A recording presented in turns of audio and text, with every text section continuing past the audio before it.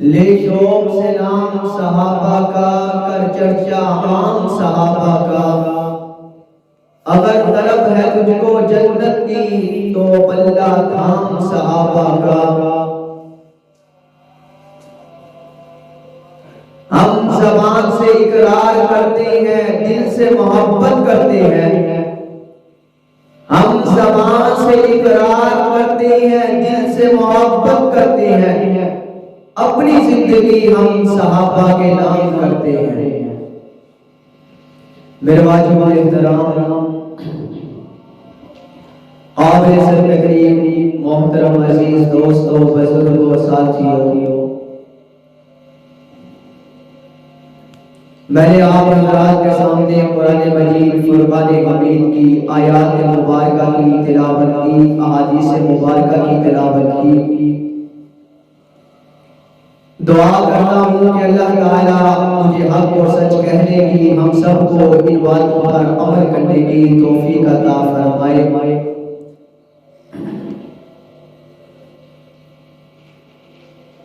واجب الاحترام عنوان ہے کہ صحابہ کون لوگ تھے، صحابہ کسے کہتے ہیں۔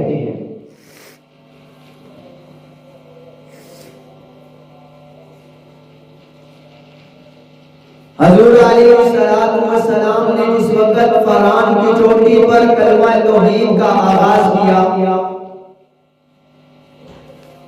آپ صلی اللہ علیہ وسلم نے فرمایا کہ لا الہ الا اللہ پڑھ لو گے تو کامیاب ہو جاؤ گے۔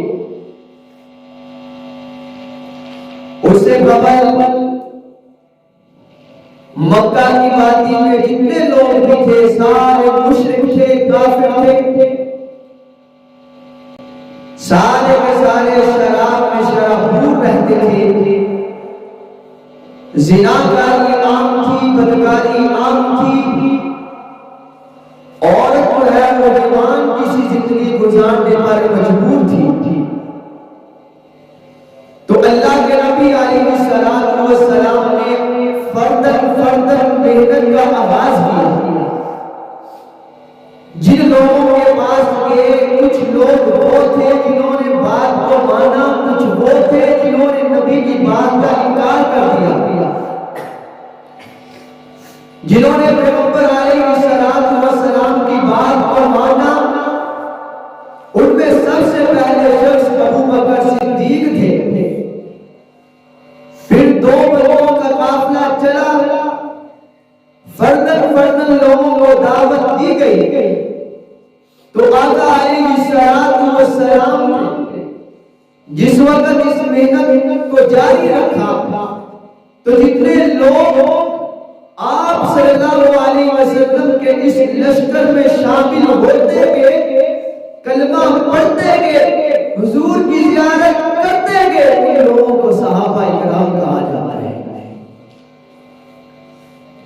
لوگ تو وہ بھی تھے جو حضور کی زیارت تو کرتے تھے لیکن انہوں نے حضور کو مانا نہیں تھا، ان کو صحابہ نہیں کہا جاتا، ان میں حضور کے اپنے عزیز و اقارب بھی تھے، لیکن صحابہ صرف ان کو کہا گیا ہے جنہوں نے حضور علیہ السلام کا دیدار بھی کیا، پھر ایمان کی حالت میں اس دنیا سے بھی گئے، جنہوں نے حضور کی صحبت کو پایا بھی ہے اور پھر ایمان کی حالت میں اس دنیا سے گئے، انہیں صحابہ کہا جاتا ہے۔ صحابہ اکرام وہ جماعت تھی، قرآن مجید میں صحابہ اکرام کا تذکرہ مختلف مقامات پر آیا ہے۔ 1200 کے قریب ایسے مقامات ہیں جن میں صحابہ کا تذکرہ ہوا ہے۔ قرآن مجید کی ایک آیت ہے، قرآن مجید میں فرمایا وَاعْلَمُوا أَنَّ فِيكُمْ رَسُولَ اللَّهِ لَوْ يُطِيعُكُمْ فِي كَثِيرٍ مِنَ الْأَمْرِ لَعَنِتُّمْ وَلَكِنَّ اللَّهَ حَبَّبَ إِلَيْكُمُ الْإِيمَانَ وَزَيَّنَهُ فِي قُلُوبِكُمْ وَكَرَّهَ إِلَيْكُمُ الْكُفْرَ وَالْفُسُوقَ وَالْعِصْيَانَ أُولَئِكَ هُمُ الرَّاشِدُونَ۔ اللہ فرمایا کہ یہ ایسی جماعت ہے جن کے دلوں کے اندر میں نے ایمان کو مسجد کر دیا کہ اللہ تعالیٰ نے فرمایا کہ جو محبوب ترین دنیا کی چیز تھی وہ محبوب ترین چیز میں نے صحابہ کے دلوں کے اندر مسجد کر دیا۔ وہ کیا تھی؟ وہ ایمان تھا۔ پھر فرمایا وَقَرَّهَ إِلَيْكُمُ الْكُفْرُ، جس باتوں کو اللہ ناپسند کرتے تھے وہ کفر تھا، وہ عصیان تھا، نافرمانی تھی، والفسوق فسق تھا۔ اللہ نے ان چیزوں سے صحابہ کو دور کر دیا۔ صحابہ اکرام کی جماعت کی گارنٹی ایمان کی اللہ کا قرآن دیتا ہے، اللہ خود دیتا ہے۔ وہ آج دنیا کے اندر کوئی کسی کا ضامن بن جائے، کوئی کسی کی گارنٹی دے تو لوگ کہتے ہیں اس بندے کی کیا بات ہے، اس کی گارنٹی ایم پی اے نے دی، ایم ایل اے نے دی ہے، لیکن صحابہ وہ جماعت تھی جن کے ایمان کی گارنٹی خود رب کائنات نے دی۔ صحابہ وہ جماعت تھی، قرآن مجید کہتا ہے محمد رسول اللہ والذین معه اشداء علی الکفار رحماء بینہم تراہم رکعا سجدا یبتغون فضلا من اللہ ورضوانہ، کہ صحابہ کی جماعت وہ جماعت ہے جو کفار کے لیے سخت ہے اور آپس میں رحم دل ہے۔ آپ نے کئی واقعات سنے ہوں گے کہ صحابہ اکرام کی رحم دلی کے واقعات کے صحابہ ہجرت کر کے جب مدینہ میں آئے، گھر بار ہر چیز چھوڑ کر آئے تھے، تو مکہ مدینہ میں رہنے والے صحابہ نے ان صحابہ کو اپنے گھروں میں رکھا۔ جن کے پاس بیویاں نہیں تھی ان کو بیویاں دی، جن کے پاس گھر نہیں تھے ان کو گھر دیے، جن کے پاس باغات تھے زیادہ تھے ان باغات کو نبی کو کہا تقسیم کر۔ صحابہ آپس میں رحم دل اتنے تھے کہ حضرت عثمان غنی رضی اللہ تعالیٰ عنہ بیٹھے ہوئے تھے، پریشان بیٹھے تھے، حضرت عمر فاروق قریب سے گزرے، سلام کیا، چلے گئے، لیکن عثمان غنی رضی اللہ تعالیٰ عنہ نے جواب نہ دیا۔ حضرت عمر فاروق رضی اللہ تعالیٰ عنہ کو پریشانی لاحق ہوئی کہ عثمان لگتا مجھ سے ناراض ہے، میں نے میرے سلام کا جواب نہیں دیا۔ ابو بکر صدیق کے پاس گئے، جا کر کہا امیر المومنین میں نے آج عثمان کو سلام کیا، جواب نہیں ملا، مجھے محسوس ہوا کہ عثمان مجھ سے ناراض ہے، آؤ میرے ساتھ چلو، عثمان کو راضی کرنا ہے۔ ابو بکر صدیق ساتھ چلتے ہیں، عثمان غنی کے پاس پہنچتے ہیں، عثمان غنی سے آ کر ابو بکر صدیق نے کہا اے عثمان آج عمر نے تجھے سلام کیا ہے، تجھے جواب کیوں نہیں دیا؟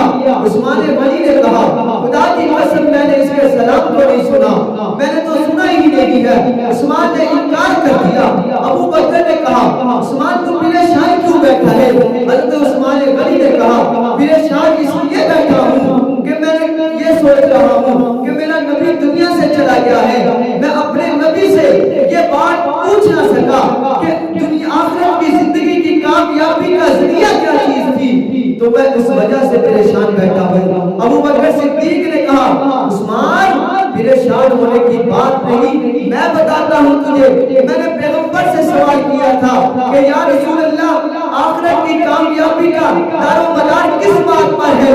تو اللہ کے نبی صلی اللہ علیہ وسلم نے فرمایا آخرت کی کامیابی کا دار و مدار اس کلمے پر ہے جو کلمہ میں نے اپنے چچا ابو طالب کو کہا تھا پڑھے، اس نے نہیں پڑھا، یعنی جس نے کلمہ پڑھ لیا وہ آخرت میں کامیاب ہوگا۔ میرے دوستو آپس میں اتنے رحم تھے، آپس میں اتنی پیار اور محبت تھی کہ اگر کوئی کسی سے ناراض ہو جاتا فوراً اس کو منانے کے لیے چل پڑتے۔ اسی جماعت کا نام صحابہ تھا۔ صحابہ کون لوگ تھے؟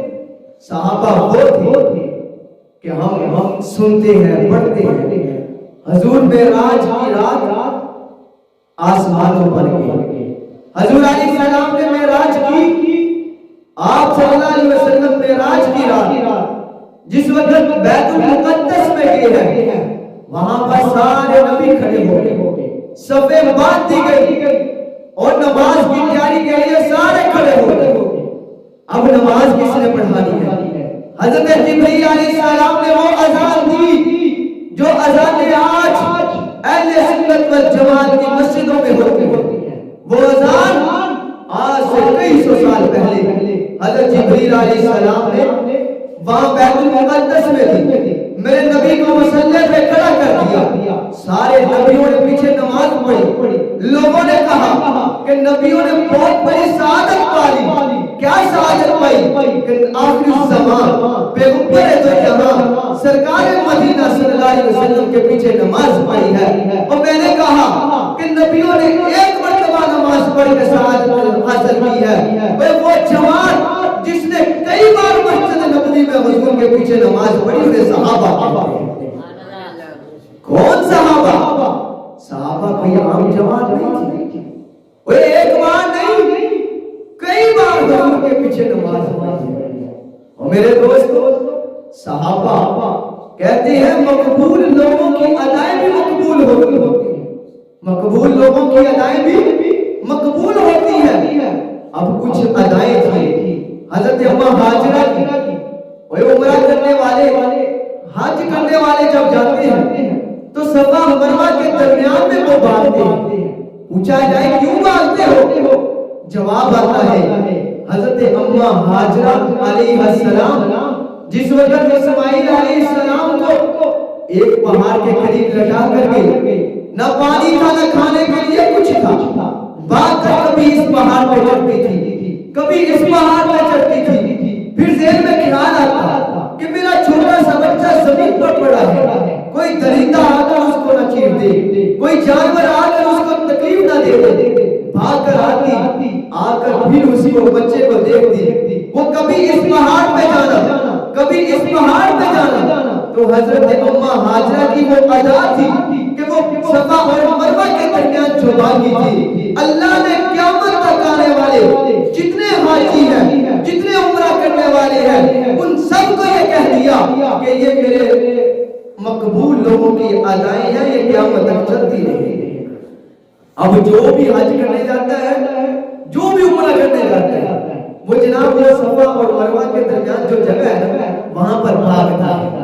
اب میں نے کہا ایک تو وہ مقبول لوگ ایک وہ بھی تو مقبول لوگ تھے جو میرے نبی کے صحابہ تھے. اور حاجی جب طواف کرتا ہے طواف کے دوران حاجی عمرہ کرنے والا جب طواف کرتا ہے تو تین چکر وہ اکڑ کر لگاتا ہے، اپنے سینے کو چوڑا کر کے چلتا ہے.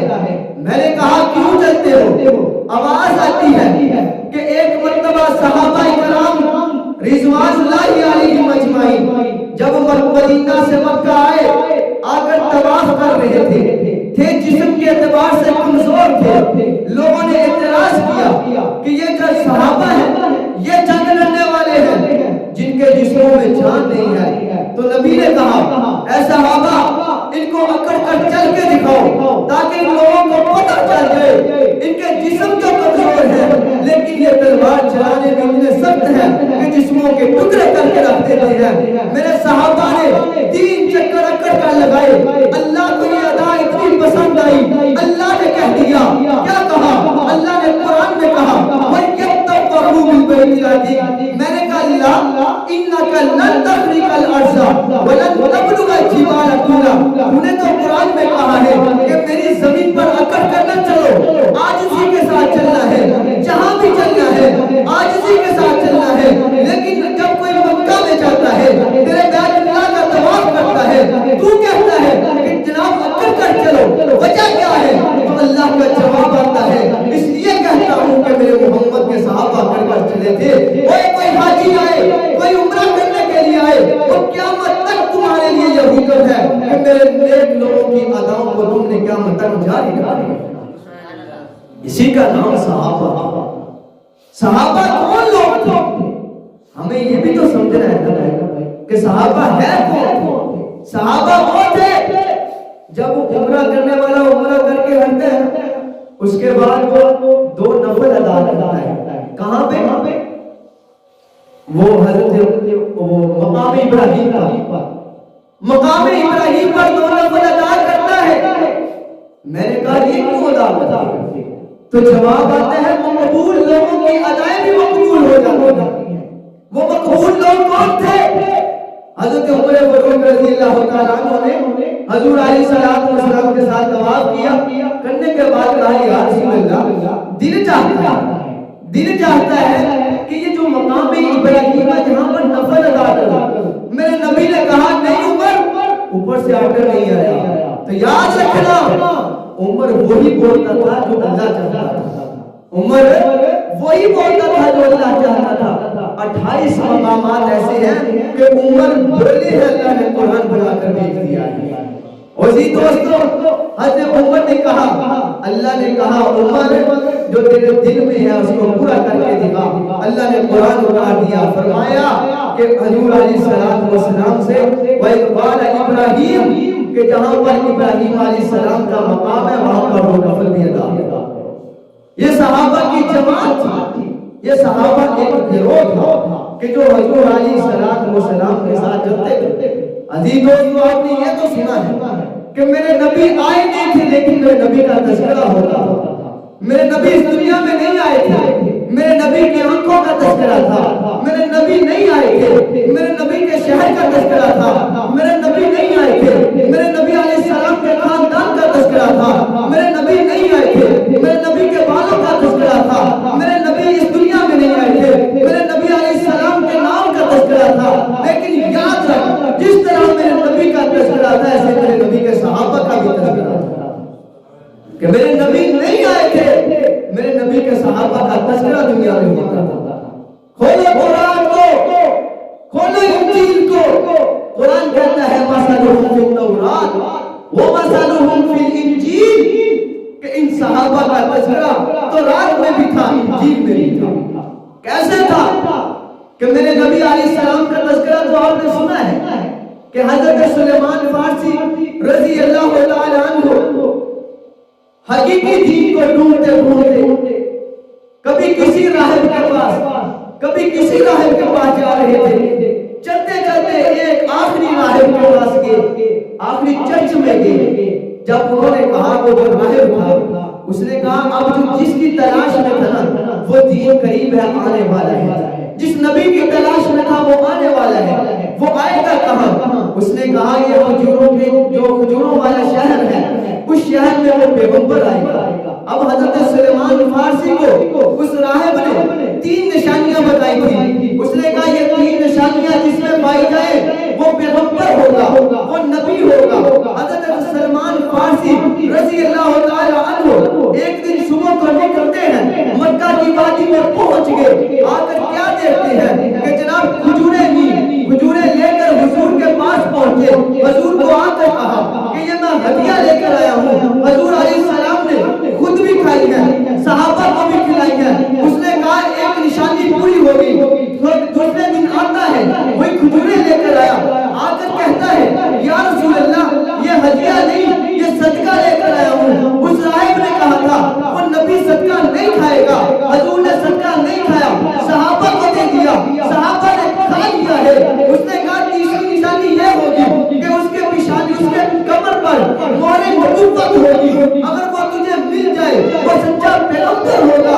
وہ حضرت سلیمان فارسی رضی اللہ تعالی عنہ اب 2 نشانیاں تو پوری ہو گئی تھی، تیسری نشانی کے لیے کبھی حضور کے آگے چلتے ہیں، کبھی پیچھے چلتے ہیں، کبھی دائیں چلتے ہیں، کبھی بائیں چلتے ہیں۔ قرآن بول پڑتا ہے وما ينطق عن الهوى ان هو الا وحی یوحی۔ اللہ نے حضور کو بتا دیا کہ یہ جو بندہ تیرے آگے پیچھے گھوم رہا ہے یہ تیری مہر نبوت کو دیکھنا چاہتا ہے۔ میرے پیغمبر نے کہا سلمان 2 نشانیاں پوری ہو گئی ہیں، آج تجھے تیسری نشانی بھی دکھاؤں۔ کمر کا کپڑا اٹھایا، میرے پیغمبر نے دکھایا کہ تیسری نشانی دیکھی کیا تھی؟ مہر نبوت نہیں، اسلام قبول کر لیا۔ بتانا یہ چاہتا ہوں کہ میرا پیغمبر نہیں دنیا میں آیا تھا تو میرے پیغمبر کے تذکرے تھے۔ ایسے ہی صحابہ نہیں آئے تھے لیکن صحابہ کے تذکرے تھے۔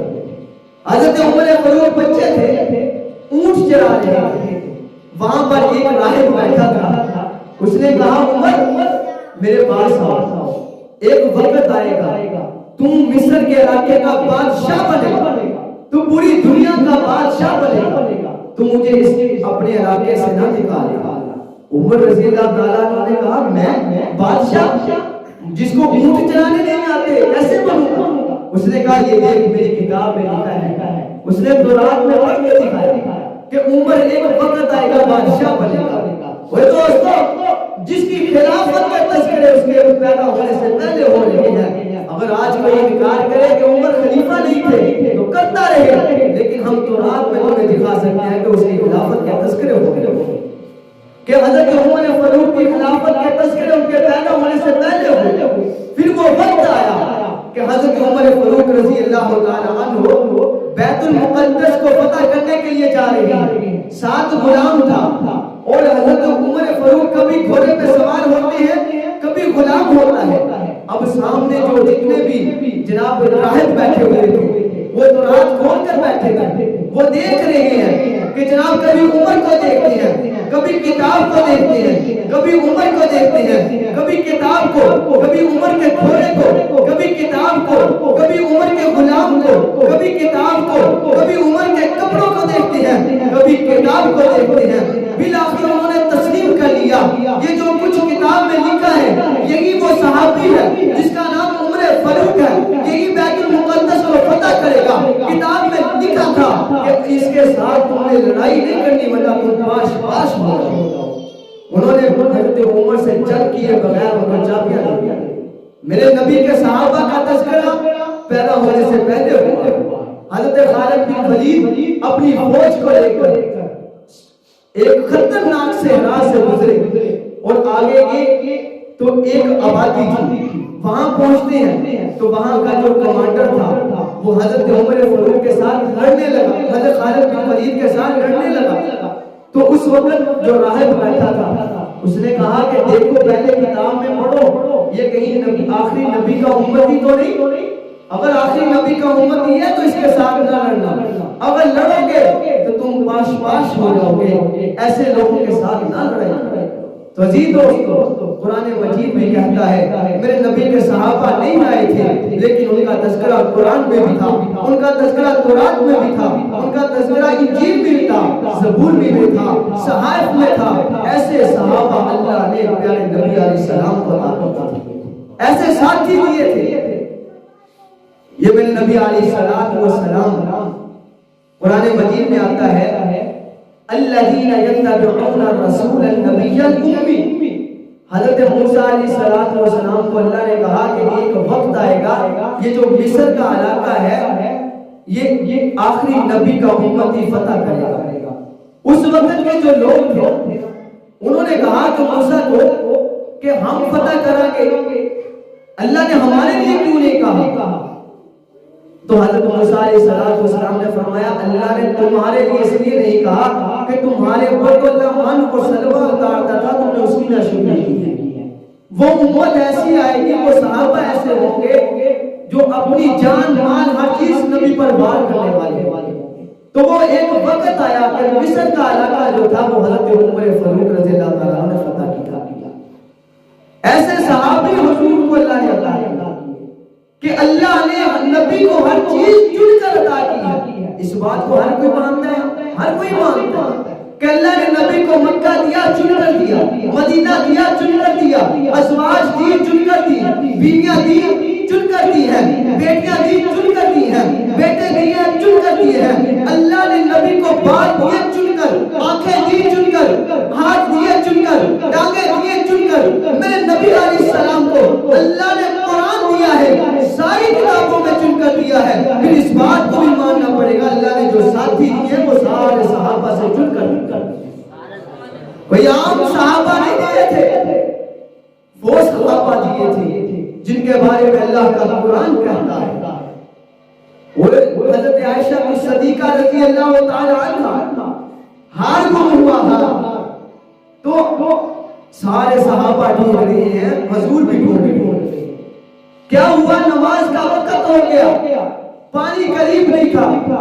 ابو بکر صدیق والد تھے، باپ تھے، غصہ آ گیا. آ کر کہا عائشہ تیری وجہ سے صحابہ پریشان، حضور پریشان. آ کر حضرت عائشہ کے پیٹ میں انگلی ماری. اللہ کو بات پسند نہیں ہے. حالانکہ باپ ہے نا، باپ تو مرضی کہہ سکتا ہے اپنے بچے کو، لیکن اللہ نے کہا نہیں، کی عزت ہے اس پر انگلی نہ اٹھاؤ ابو بکر، میں قانون بدل دیتا ہوں۔ قانون بدلا، کیسے بدلا؟ پہلے وضو کے ساتھ پانی کے ساتھ وضو کرو گے تو وضو ہوگا۔ اللہ نے قانون بدل دیا، فرمایا فتیمموا، اب تم مٹی کے ساتھ اپنے منہ کو ہاتھ کو دھو کے تمہیں وضو کا ثواب، پانی کا ثواب دے، یعنی تیمم کرو۔ قانون بدل کے رکھ دیا صحابہ کی خاطر۔ ایسے صحابہ تھے، اللہ نے قانون بدلا ان لوگوں کی خاطر۔ عزیز دوستو، آج لوگ کہتے ہیں احد کے میدان میں صحابہ بھاگ گئے، حضور کو شکست ہو گئی۔ میں نے کہا صحابہ اس امت کے لیے معیار حق ہے۔ آپ قرآن مجید پڑھیں نا، قرآن مجید میں آتا ہے 3 4 شادیاں کر سکتے، اس سے زیادہ نہیں کر سکتے، قرآن میں آتا ہے۔ تو پھر سوال تو یہ ہے کہ میرے نبی نے کتنی شادی کی تھی؟ میرے نبی نے کتنی شادی کی تھی؟ 11 کی تھی۔ اب میرا نبی معیار حق میں ہے، میرے نبی کے ساتھ کچھ معجزات ہیں، کچھ صفات ہیں جو میرے نبی کو حاصل ہے، وہ کسی کو نہیں حاصل۔ لیکن اس نبی امت کے سامنے نمونہ پیش کرنا تھا کہ 2 شادیاں بھی کر سکتے ہو، 3 بھی کر سکتے ہو، 4 بھی کر سکتے ہو، تو اللہ نے وہ صحابہ سے کر کے دکھایا ہے۔ اب میرے نبی کو ہر جگہ فتح نصیب ہوتی، ہر جنگ میں میرے نبی فتح حاصل کر رہے ہیں، لیکن ایک جنگ تھی جہاں پر میرے نبی کو صحابہ کو شکست ہوئی۔ کیوں ہوئی؟ میں نے کہا اس لیے ہوئی کہ یہ نمونہ امت کے سامنے پیش کرنا تھا کہ اگر تمہیں فتح ہو تو تم نے کیا کرنا ہے، اگر شکست ہو تو تم نے کیا کرنا ہے۔ تو اللہ نے فتح بھی کر کے دکھائی ہے، شکست بھی کر کے دکھائی ہے۔ اب جب شکست ہوئی، جب کوئی استاد کا نام خراب کر دے تو استاد کو دکھ ہوتا ہے، تکلیف ہوتی ہے کہ اس بچے نے میری بات نہیں مانی۔ تو اسی طرح حضور نے صحابہ کو کھڑا کیا تھا، لیکن صحابہ سے غلطی ہوئی تو اللہ تعالیٰ کو، اللہ کے نبی کو غصہ آیا۔ اللہ نے تو قرآن میں کہہ دیا کہ میرے صحابہ سے غلطی ہوئی ہے، وَلَقَدْ عَفَا اللَّهُ عَنْهُمْ، میں نے ان سب کو معاف کر دیا۔ اب نبی کے پاس جانا تھا، اب دل میں بھی ان کے یہ محسوس ہوا صحابہ کو کہ حضور ناراض ہے، ہم نبی کے پاس کیسے جائیں؟ تو اللہ نے قرآن میں کہا نبی جی میں نے ان کو معاف کر دیا، اب تم بھی ان کو معاف کر دیا۔ حضور نے بھی صحابہ کو معاف کر دیا۔ اب جب معافی تو ہوگی، استاد معاف تو کر دیتا ہے، لیکن اس کے بعد اب یہ بات ہے کہ استاد جو ہے وہ اس بچے کو اپنے مشورے میں نہیں بٹھاتا، اپنے پاس نہیں بٹھاتا۔ اب اس بچے کے دل کے اندر یہ بات ہوتی ہے کہ میں استاد سے کیسے بات کروں۔ اب صحابہ اکرام اور حضور علیہ السلام کے درمیان یہ کیفیت پائی گئی، تو حضور علیہ السلام کو اللہ نے فرمایا وَشَاوِرْهُمْ فِي الْأَمْرِ، اے نبی جی اب اگر ان کو معاف کر دیا ہے تو ان کو اپنے مشوروں میں بھی بٹھاؤ۔ تو اللہ کے نبی صلی اللہ علیہ وسلم نے صحابہ کو اپنے مشورے میں بٹھایا۔ جب بٹھایا ہے تو پھر میں نے کہا کہ جناب اگر کوئی کسی کے پاس جائے، جا کر اس کو کہے کہ جناب میں نے اپنا مشورہ کرنا ہے، کس کے ساتھ کروں؟ وہ بندہ کہتا ہے فلاں بندے کے پاس چل جا، وہ مجھے عادل لگتا ہے، متقی لگتا ہے، پرہیزگار لگتا ہے۔ میں نے کہا اللہ کے نبی نے کہا ہوگا یا اللہ اب میں کس کے ساتھ مشورہ کروں؟ اللہ نے کہا میرے نزدیک اس دنیا کے اندر کوئی صحابہ سے زیادہ معزز لوگ نہیں ہے، اگر مشورہ کرنا ہے اے نبی جی صحابہ سے بات کیجیے۔ تو اللہ کے نبی نے مشورہ کیا کس سے؟ صحابہ سے کیا ہے۔ آخری دم تک میرے نبی نے صحابہ سے مشورے کیے۔ یہ کوئی عام جماعت نہیں ہے دوستو، یہ وہ جماعت تھی جن کے بارے میں اللہ کے قرآن، آپ اندازہ کریں کہ دنیا کے کسی کونے میں بھی آپ چلے جائیں، کسی کونے نہ آپ کو تورات ایک ملے گی، نہ زبور ایک ملے گی، نہ انجیل ایک ملے گی، دنیا کی کوئی کتاب بھی آپ کو ایک نہیں ملے گی۔ ہر کتاب ہر مقام پر ہر جگہ پر مختلف ملے گی، لیکن قرآن ایک ایسی کتاب ہے دنیا میں ہر کونے پہ کوئی قرآن نہیں۔ لیکن اس سے بھی ہمیں ایک بات سمجھنی چاہیے نا، جو لوگ کہتے ہیں کہ کچھ صحابہ ایماندار تھے، کچھ صحابہ نعوذ باللہ وہ جو ہے بے ایمان ہو گئے۔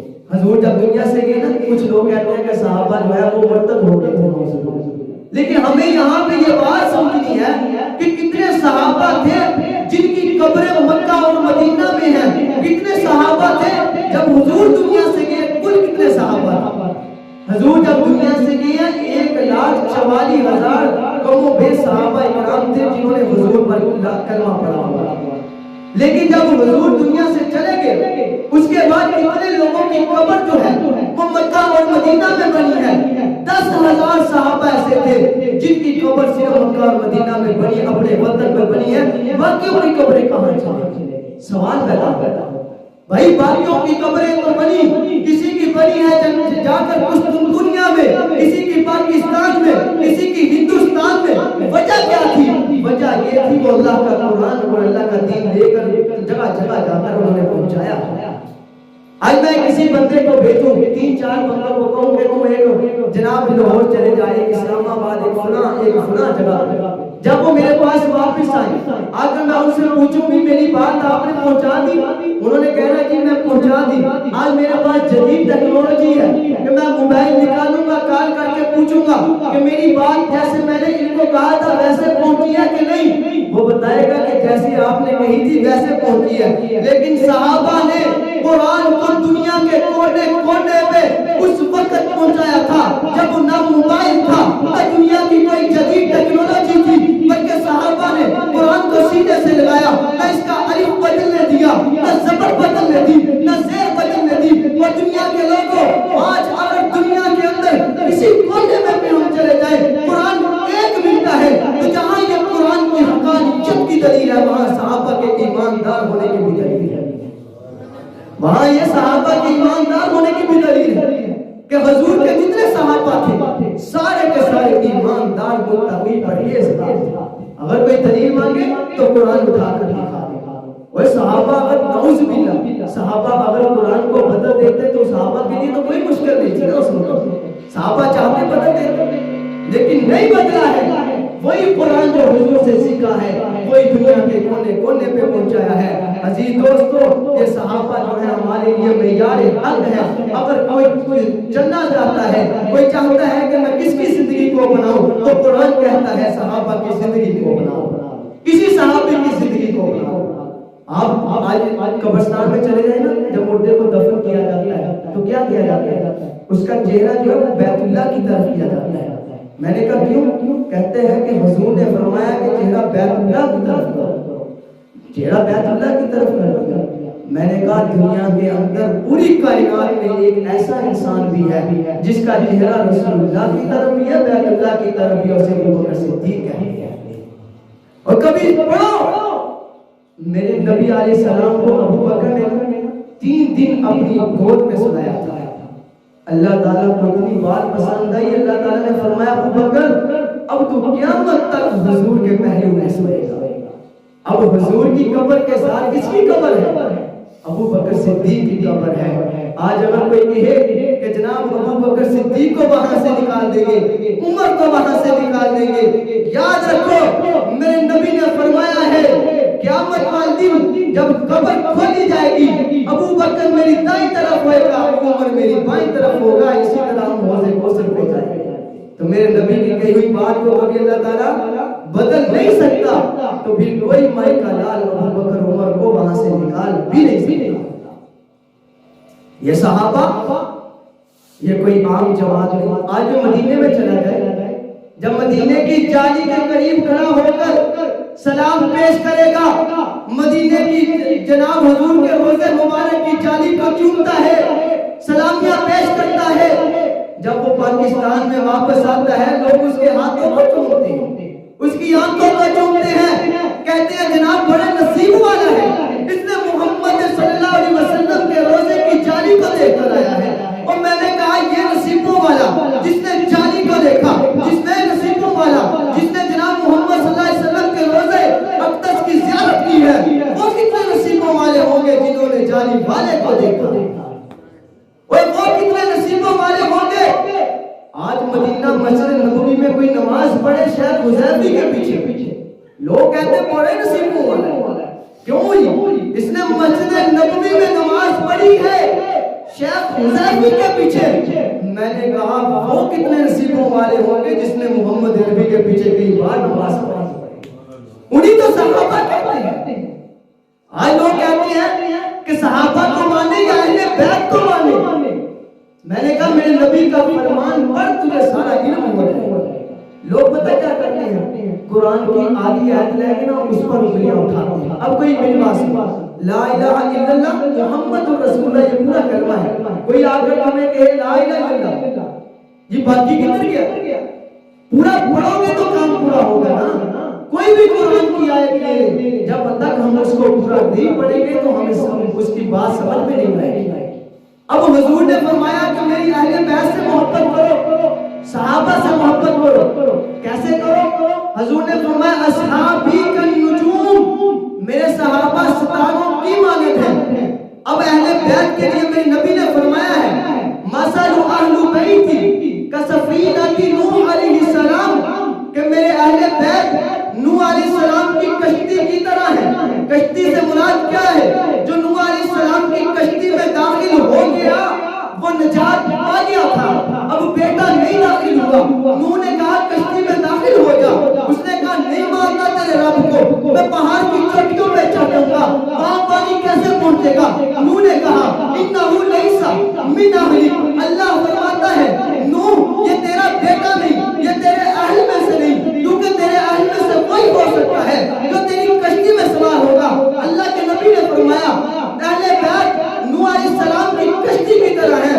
اہل بیت پہ جناب کشتی میں داخل ہو جاؤ. اور آگے سے فرمایا اصحابی کالنجوم، صحابہ ستاروں کی مانند ہے. کبھی آپ جاؤ سمندر کے پاس، جا کر کشتی والوں سے پوچھو تم راستہ کیسے ڈھونڈتے ہو، ایک ملک سے دوسرے ملک جاتے ہو کیسے جاتے ہو؟ وہ کہتے ہیں ہم معلومات ستاروں سے لیتے ہیں. کشتی والے کیا کہتے ہیں؟ ہم معلومات ستاروں سے لیتے ہیں. ہمیں علم ہوتا ہے کہ یہ اس ستارے کے پیچھے جائیں گے فلاں ملک میں چلے جائیں گے، اس ستارے کے پیچھے جائیں گے فلاں ملک میں چلے جائیں گے. تو میرے نبی نے بھی کہا ہے اہل بیت کی کشتی میں سوار ہو جانے کے بعد صحابہ کے پاس آ جاؤ، کیوں ستارے کی طرح ہیں. ان کے پاس آ کر معلومات حاصل کرو، ان کی رہنمائی پر چلو. پھر میں نے کہا عقیدت اہل بیت بھی ضروری ہے، محبت صحابہ بھی ضروری ہے. عقیدت اہل بیت بھی ضروری ہے، محبت صحابہ بھی ضروری ہے. اسی لیے عزیز دوستو یہ کوئی عام جماعت نہیں تھی، ان جماعت نے حضور پر ہر چیز کو وار دیا تھا. تو اسی لیے یہ کہتے تھے کہ وہ مستانے محمد کے میں مستانہ صحابہ کا، وہ دیوانے محمد کے میں دیوانہ صحابہ کا، وہ پروانے محمد کے میں پروانہ صحابہ کا. یہ شوق سے نام صحابہ کا، کر چرچا عام صحابہ کا. اگر طلب ہے تجھ کو جنت کی تو پہلا تھام صحابہ